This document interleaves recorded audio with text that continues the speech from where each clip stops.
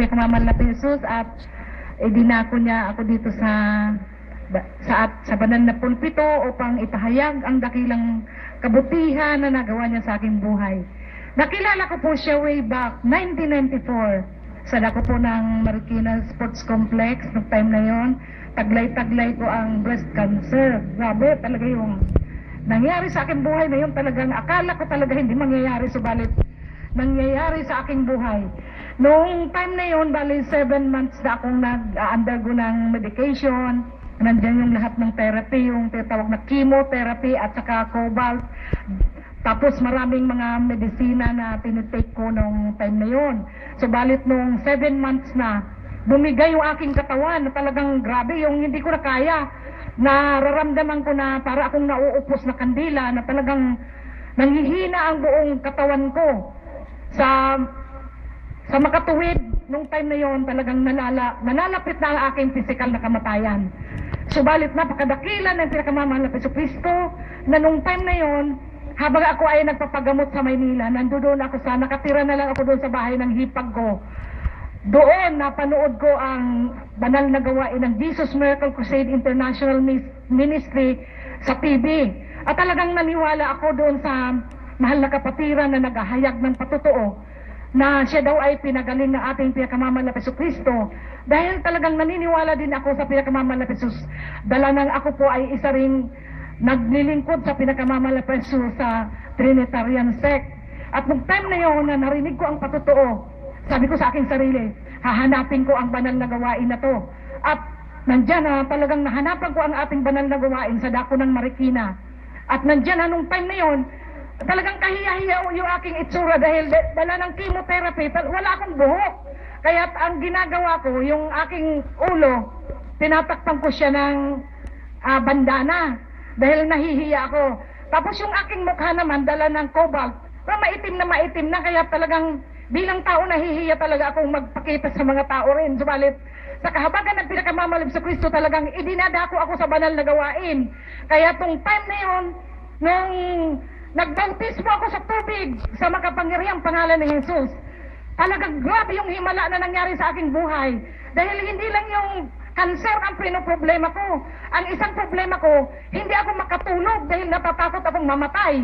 Talagang hindi ako makatulog. Kaya napakabuti ng pinakamamahal na Jesucristo na nung natanggap ko ang bautismo sa makapangyarihang pangalan ni Jesus, nandiyan na talagang pinalaya ako ng pinakamamahal na Jesucristo na bumalik ako sa normal, nakakatulog na ako, at saka nung dumaan na yung 2 buwan, pinagaling ako ng pinakamamahal na Jesucristo sa himalang kaparaanan niya.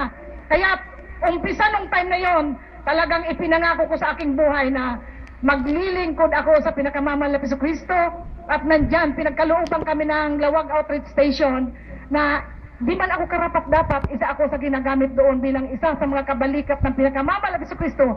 Dahil talagang binuhusan ako ng mga material, financial na pagpapala na talagang hindi ko mapaniwalaan na talagang nung time na yon ay ang aming financial ay talagang sapat-sapat lang sa amin. Subalit, grabing pagpapala na pinagkaloob niya sa akin, nagkaroon kami ng 5 bahay.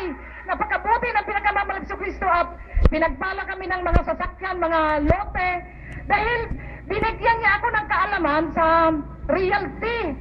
Napakabuti ng pinakamamahal na Jesus at talagang hanggang sa ngayon, ginagamit ako ng ating pinakamamahal na Jesus bilang isa sa kanyang mga katulungan sa Lawag Outreach Station. At nandyan talagang ang pinakamamahal na Jesus ay talagang buhay na Diyos dito sa ating banal na gawain na to.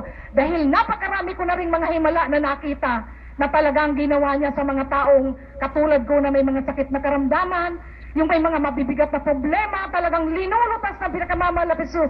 Kaya talagang grabe talaga ang kanyang kahabagan sa ating mga tao na lumalapit sa kanyang banal na panganan. Sa pangungulat panalangin ng ating beloved and honorable pastor, talagang nandyan ang katugunan ng ating mga panalangin.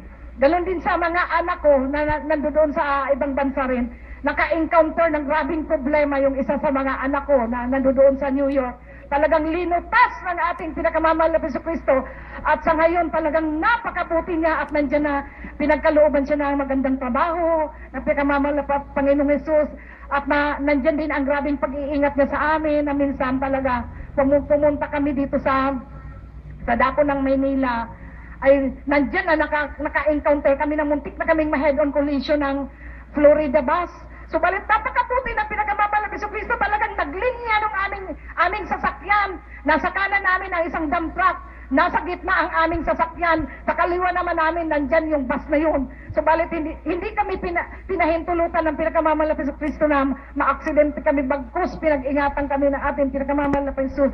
Sa patuloy na pagpapala, biyaya niya sa buong sambahayan ko, lubos-lubusan ko siyang pinasasalamatan. Talagang napakasaya ng nandito sa kanyang banal na gawain na nakikipag-isa sa ating 12th anniversary ng Peace Mission ng Talitaw. Ang lahat ng kapurihan pasasalamat, pagluluwalhati ay tanging sa ating pinakamamahal na Panginoong Jesus lamang.